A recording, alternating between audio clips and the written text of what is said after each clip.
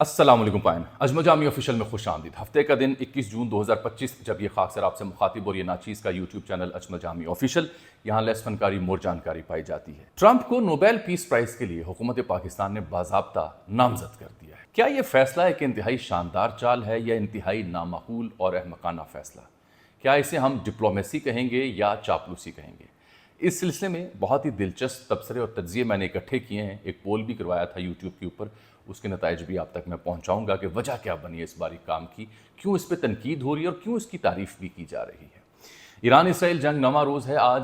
اسرائیلین defence force کے جو chief of staff ہیں، ان کے جنرل، اسرائیلین جنرل، اہم ترین جنرل، اس نے ایک اعتراف کیا ہے۔ ٹائمز آف اسرائیل نے وہ خبر شائع کی جو بین الاقوامی میڈیا پہ اس طرح سے دکھائی نہیں دے رہی۔ اس نے اعتراف کیا ہے کہ کیسے ایران نے جو اسرائیلین منصوبہ بندی تھی اس کو تہہ بالا کر دیا ہے، اور جو انہوں نے سوچ رکھا تھا اپنے دماغ میں وہ پورا نہیں ہو پا رہا، اور وہ اب کہہ رہے ہیں، اعتراف کر رہے ہیں کہ ہم سمجھ رہے تھے کہ چند ہفتوں میں معاملہ سمٹ جائے گا، یہ معاملہ چند ہفتوں میں نہیں سمٹے گا، لمبا چلے گا۔ مذاکرات بھی ساتھ جاری ہیں، اس کی اپڈیٹس بھی آپ تک پہنچاؤں گا۔ اور جو آیت اللہ خامنئی ہیں، سپریم لیڈر محترم وہاں پہ ایران میں، انہوں نے اپنے ممکنہ جانشین 3 ان کی نشاندہی کر دی ہے۔ یہ بھی بڑی اہم خبر ہے، اس سلسلے میں بھی آپ سے بات ہوگی۔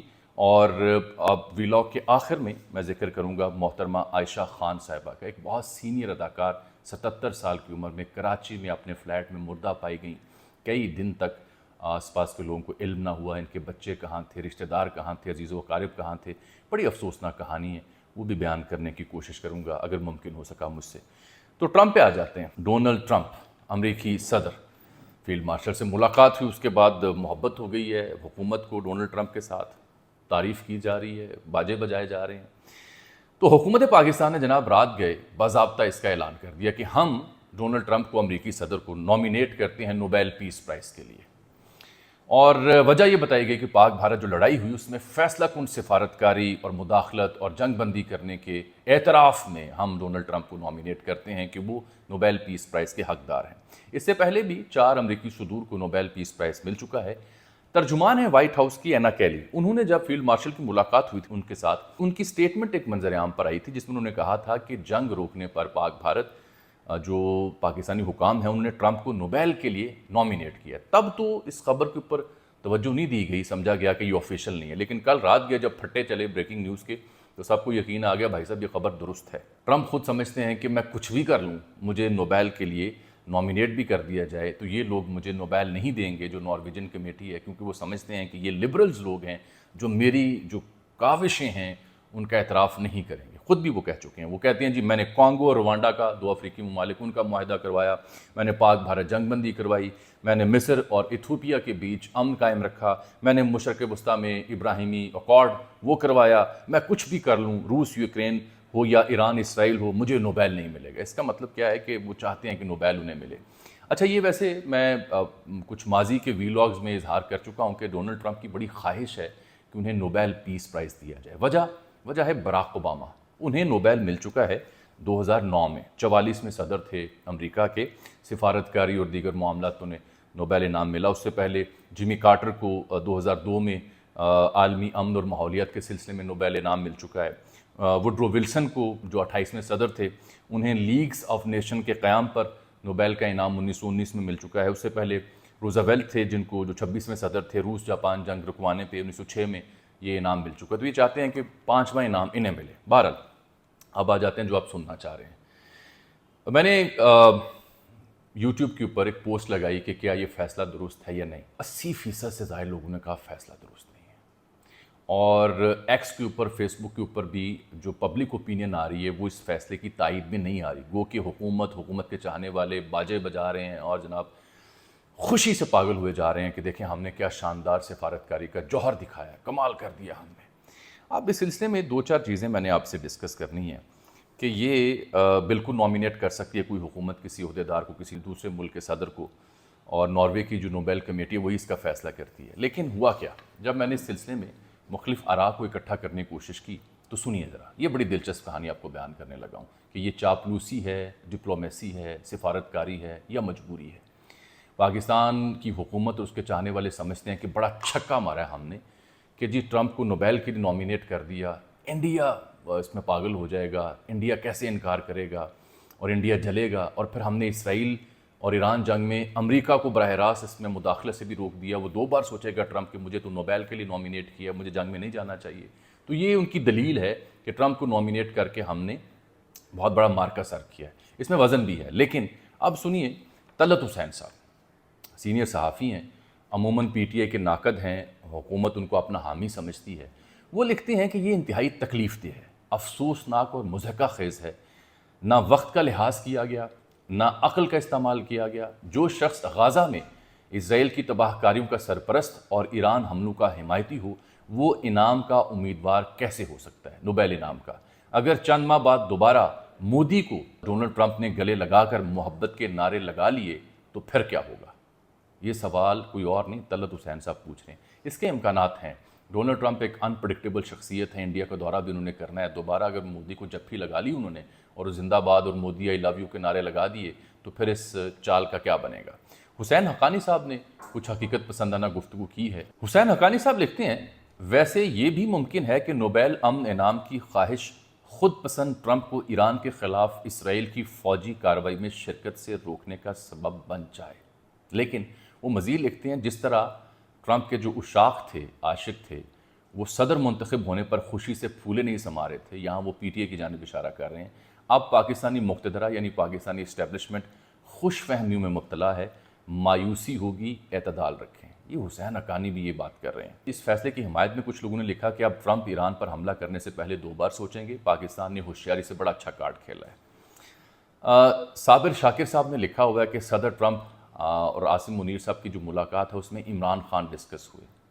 تو میں نے ان کی خدمت میں عرض کیا کہ جناب آپ بڑے سینئر ہیں، پی ٹی اے کا جو ورکر ہے نا وہ اب ایسی تسلیوں سے جی نہیں بہلاتا. ٹرمپ کے نام پر ایک طویل عرصہ ٹرک کی بتی کے پیچھے لگایا گیا، نت نئے فارمولے، ٹویٹس، فری عمران خان، اور بارلے ملک میں بیٹھ کر مہم ہم کر رہے ہیں.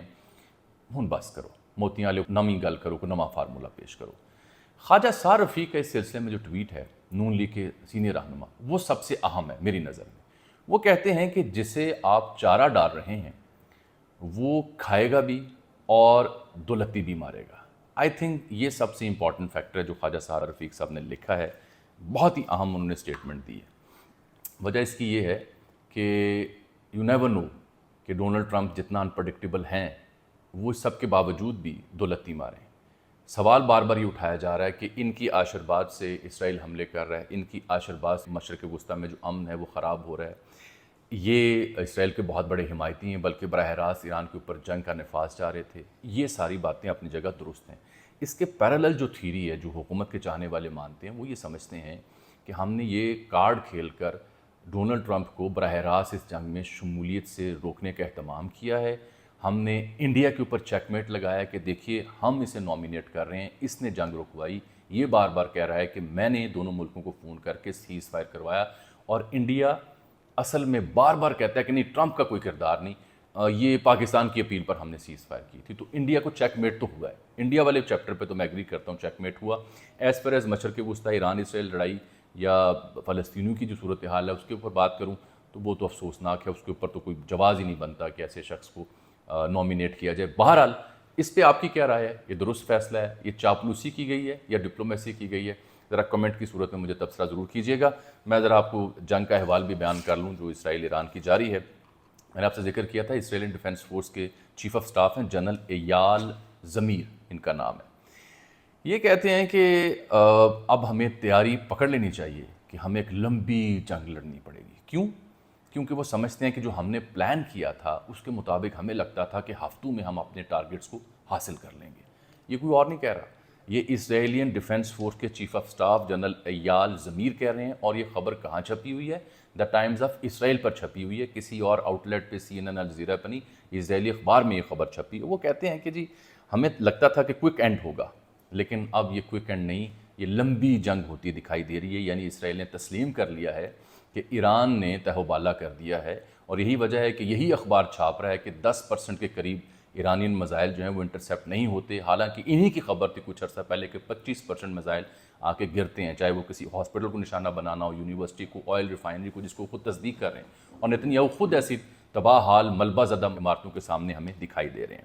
تو یہ جو انہوں نے تسلیم کیا، وہ کہتے ہیں ایران کے پاس 2500 سے زائد सरफेस टू सरफेस मिसाइल्स हैं, और हमें खदशा था कि 2 साल बाद ये 8,000 तक हो जाएंगे।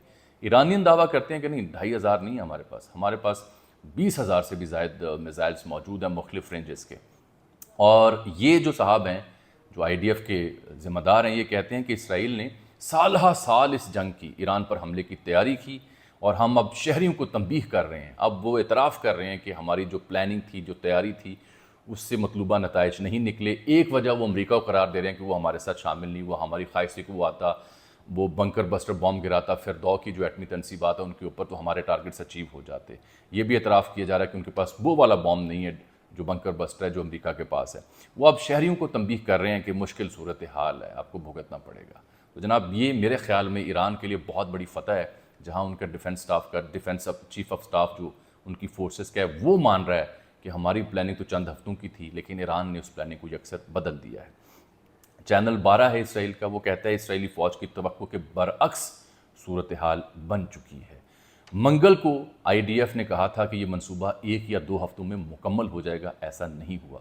अब तक ईरान ने 470 बैलिस्टिक मिसाइल मारे हैं, 1,000 से ज़ायद ड्रोन्स मारे हैं, 3 दर्जन करीब इसराइली मारे गए हैं, सैकड़ों ज़ख्मी हुए हैं, यूनिवर्सिटी अस्पताल और ऑयल रिफाइनरी।